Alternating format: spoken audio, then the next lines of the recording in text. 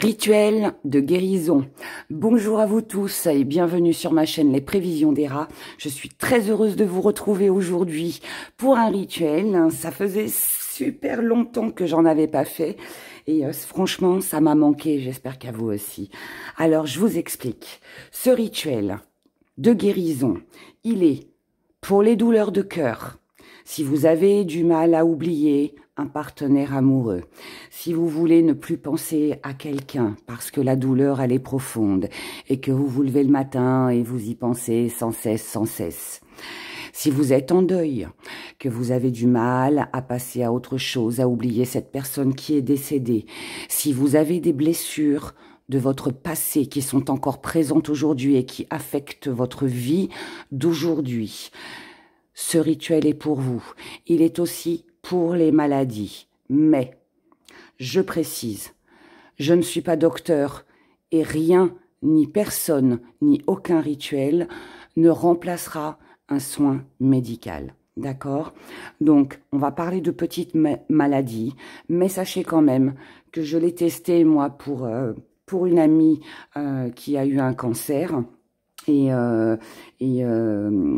elle a eu un cancer du sein bon, elle a failli y rester parce qu'il a été pris trop tard et ça a fonctionné. Après, je ne vais pas donner d'espoir aux personnes qui sont dans ce cas-là, mais sachez que ça peut aider. Après, je dirais qui ne tente rien n'a rien. Et puis si ça peut vous remonter le moral, eh ben faites-le. Voilà. Donc, il faut savoir, avant toute chose, que pour chaque rituel, déjà quand vous commencez un rituel, il faut être dans de bonnes conditions, ne pas se laisser envahir par vos émotions. 2, il faut se concentrer sur les solutions plutôt que sur les problèmes afin d'éliminer toutes vos pensées négatives. Et 3, la magie doit être vraiment une solution de dernier recours. D'accord? Maintenant, autre précision aussi avant de commencer, parce que ça c'est très important, parce que je ne veux pas l'avoir dans les commentaires. On ne change aucun ingrédient par rapport à tout ce que je vais vous présenter aujourd'hui. C'est très important. Si je vous dis qu'il vous faut ça, ça et ça, vous me demandez pas si vous pouvez remplacer par ceci, par cela. Non, on ne remplace rien. Un rituel, ça se fait dans l'ordre et de la façon dont je vais vous le présenter. Ce rituel, il va falloir le faire un mercredi, parce que mercredi est régi par Mercure et c'est le jour par excellence pour la santé. Donc, mercredi en lune montante. Lune montante est très importante parce que c'est l'élévation, c'est la progression, voilà. En lune descendante, on détruit. En lune montante, on construit. Donc, il faut faire ce rituel un mercredi en lune montante. Pour ceux qui ne savent pas comment savoir si on est en lune montante descendante, Google est mon ami. Vous tapez sur Internet calendrier lunaire, vous allez tomber sur des calendriers et vous avez toujours les petites flèches. Vous avez la lune, croissant, décroissant et toujours avec les petites flèches qui montent, qui descendent. D'accord? Donc ça, c'est accessible à tous. Voilà, donc ça, c'était les choses importantes que je devais vous dire. Maintenant, on passe aux ingrédients. Les ingrédients, dans un premier temps, il vous faut 2 plantes. Alors, il est important de prendre 2 plantes identiques. Bon, même si, bon, là on le voit bien, celle-là, elle est un petit peu plus touffue que celle-là, mais ça n'a pas d'importance. Ne vous embêtez pas à prendre de grandes plantes, ça sert à rien. Vous prenez les plantes que vous voulez, d'accord? Ça n'a aucune importance. Moi, j'ai pris celle-ci. Voilà, on trouve ça en jardinerie, ça coûte 3-4 euros, ça ruine pas, il y en a même à 2,50 €. Vous prenez la plante que vous voulez, par contre, vous évitez les cactus, hein, d'accord? Les cactus, c'est pas bon parce qu'il y a des épines, donc pas de cactus. Mais sinon, vous prenez 2 plantes de la même dimension, aussi petites que celle-là, c'est très bien, c'est parfait. Vous allez comprendre pourquoi après. Donc, 2 plantes identiques. Alors, qu'elles soient grosses, petites, hein, vous l'avez bien compris, c'est pas important. Ce qu'il faut, c'est qu'elles soient que ce soit la même. Voilà. Vous prenez pas une plante rouge et là une plante verte, vous mettez pas, voilà. Hein. Après, je vais pas citer de nom de plante parce que franchement, ça n'a pas d'importance. Ce qu'il faut, c'est qu'il y en ait deux. Ensuite, il vous faut deux pots. Alors moi, j'ai pris des pots transparents parce que je veux que vous puissiez voir ce que je vais faire. Mais évidemment, vous prenez, parce que bon, là, en plus, il n'y a pas de trou, donc c'est pas intéressant. Donc, il vous faut deux petits pots pour pouvoir rempoter, d'accord, ces petites plantes-là. Ensuite, il vous faut de la terre. La terre, si vous en avez de votre jardin, si vous voulez pas acheter de terreau, la terre n'a aucune importance aussi. Vous prenez une terre adaptée à la plante, vous pouvez prendre celle de votre jardin, celle du bois qui est à côté de chez vous, c'est pas grave. Ce qu'il vous faut, c'est de la terre. Ensuite, on a besoin de verveine. Alors, là, moi, je l'ai en branche. Si vous ne la trouvez pas comme ça, vous achetez des sachets de thé.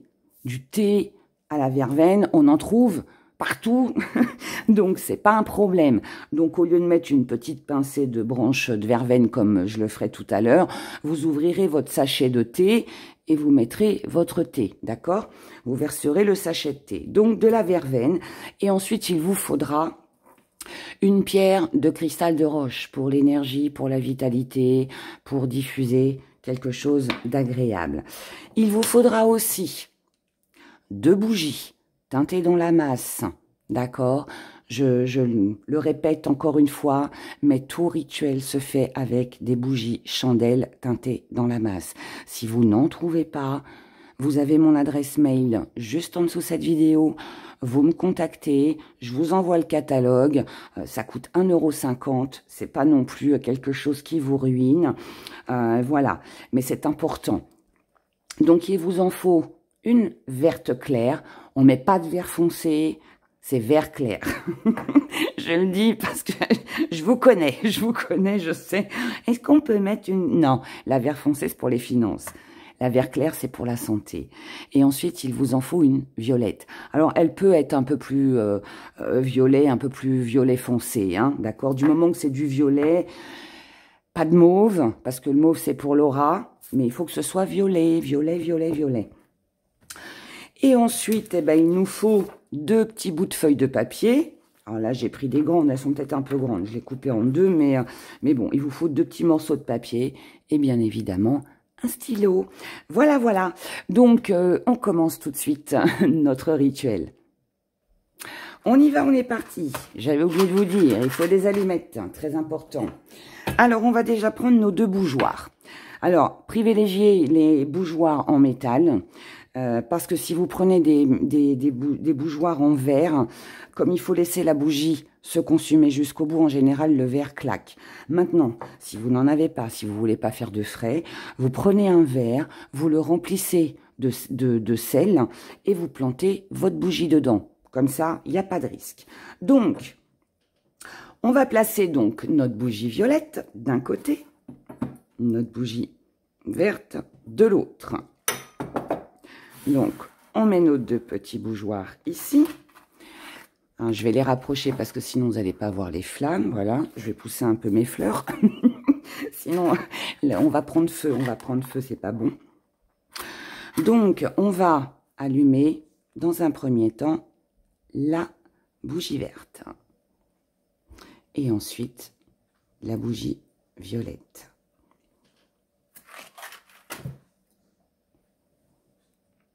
Alors, on va attendre que les flammes s'équilibrent un peu. Je ne sais pas si vous voyez du coup. Ah, voilà, si vous voyez là. C'est comme elle est face à la fenêtre, du coup. Voilà. Une fois qu'on a nos bougies qui sont allumées, on va prendre, je vais pousser ça, on va prendre nos deux papiers.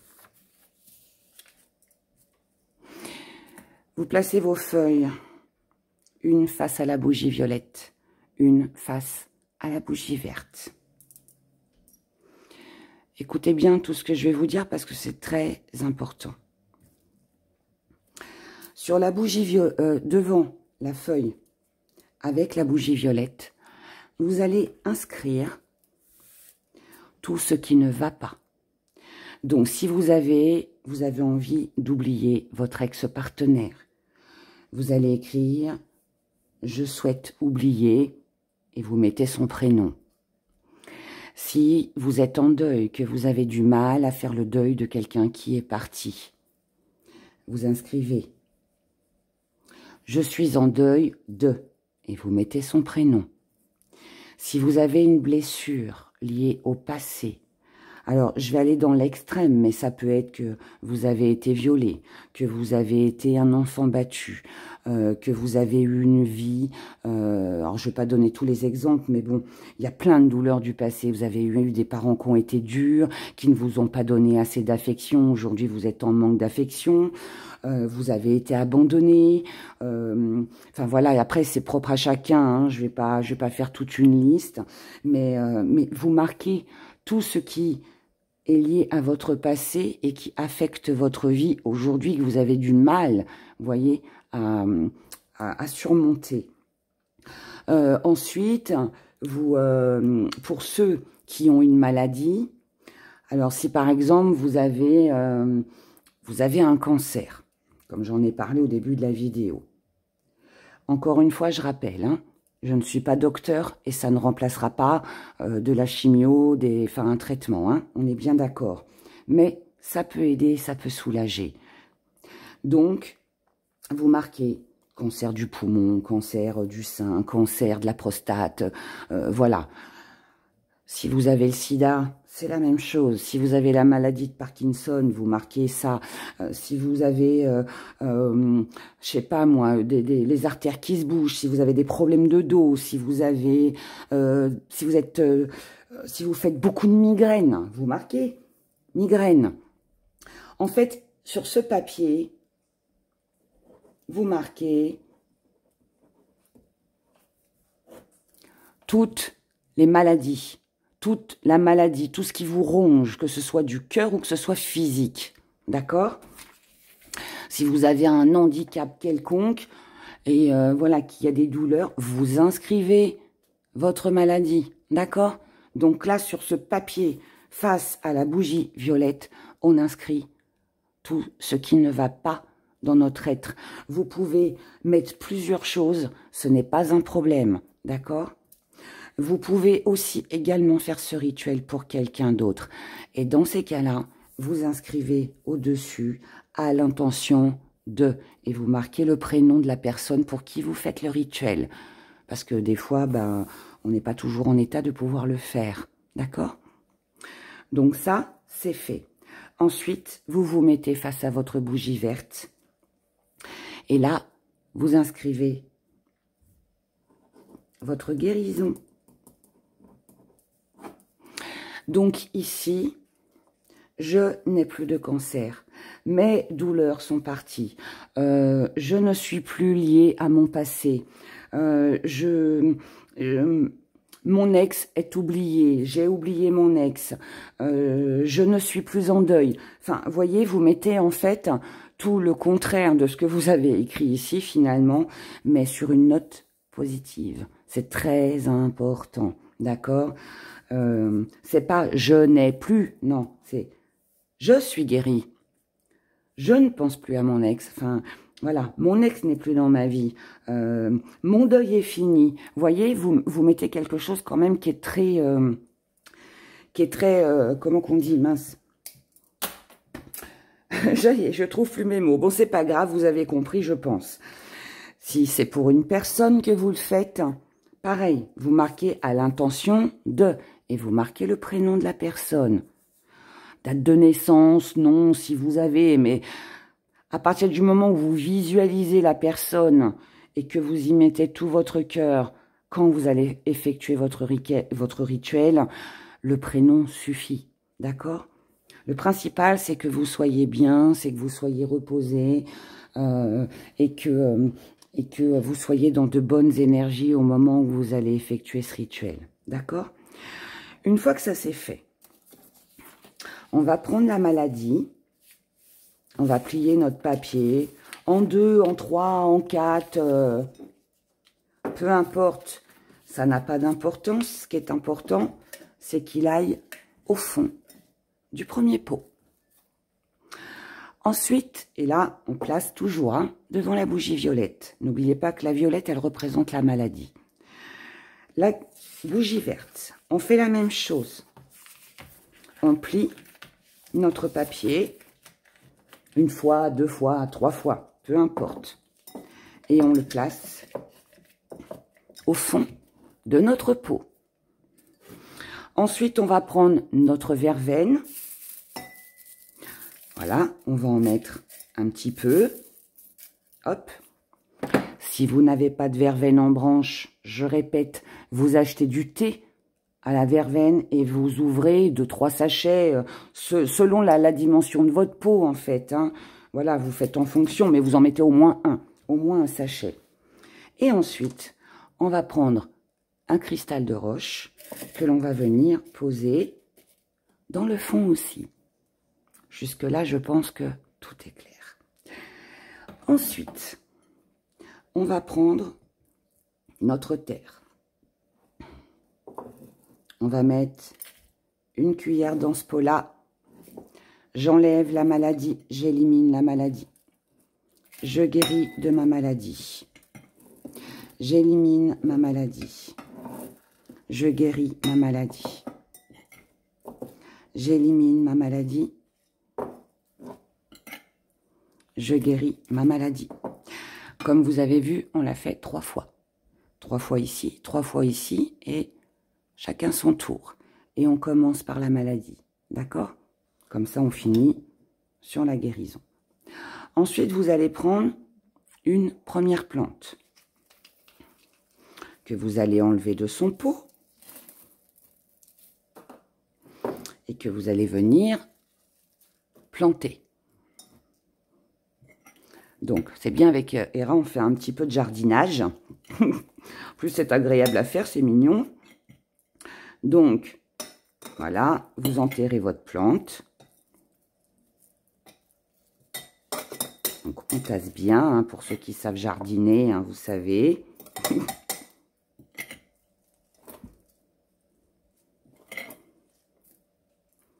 On met donc notre plante.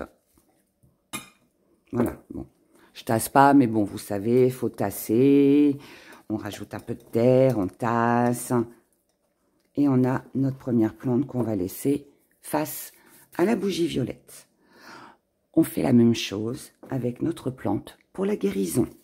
Donc, on déterre. Voilà. Et là, on fait la même chose. Petite plantation.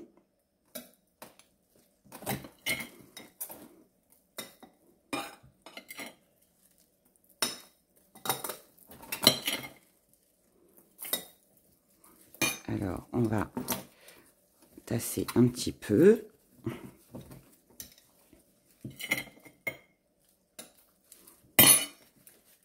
Et voilà. Donc, on se retrouve avec nos 2 plantes.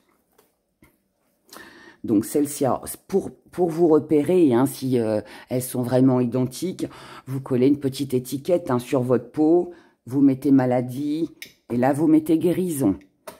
Maintenant, ce qui va être très important et un petit peu triste pour l'une des 2 plantes, mais c'est la magie de ce rituel, c'est qu'en fait, maintenant, vous allez placer vos 2 plantes dans votre maison, où vous le voulez, et il va falloir laisser celle-ci telle qu'elle est, et par contre, celle-là, vous allez la bichonner. Donc, celle-là, il va falloir l'arroser, il va falloir lui mettre un petit coup de vapeau chaque jour. Allez, pchit, pchit, on vaporise, on l'arrose chaque semaine ou tous les jours en fonction de la plante que vous allez acheter. Celle-là, on va la bichonner. Toutes les semaines, vous allez prendre un petit chiffon, vous allez essuyer les petites feuilles pour enlever la poussière, d'accord? Ça, c'est votre plante qui va vous guérir. Donc, il faut en prendre soin comme vous prendrez soin de vous, de votre cœur, de votre maladie. D'accord? Et celle-ci, eh bien, vous allez la laisser comme ça, sans vous en occuper. Donc, c'est un peu triste, parce que celle-là, il va falloir la laisser mourir. Parce qu'en fait, cette plante-là, donc, on ne l'arrose pas, on ne lui apporte aucune attention, on ne la regarde même pas. Alors que celle-ci, on va lui parler chaque jour. On va lui demander qu'elle nous apporte une belle guérison, qu'elle soigne nos douleurs de cœur ou physique. Celle-ci, voilà, on va lui donner plein d'amour. Et celle-là, on doit la laisser telle qu'elle est.